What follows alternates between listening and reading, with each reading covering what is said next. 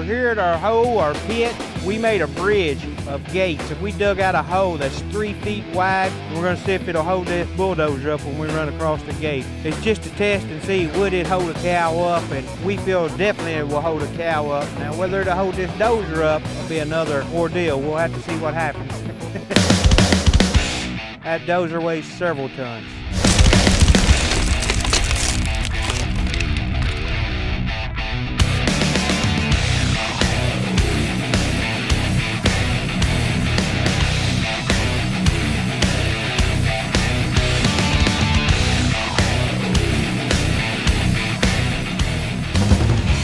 The bulldozer went across the gates. We did get a little bit of bending in it, however, it held it up fine. We literally made a bridge and was able to drive across it to get from one side of a hole to another. Do not try this at home. We just want to show how much weight these gates hold together. These products are built tough. They will improve your life on your land.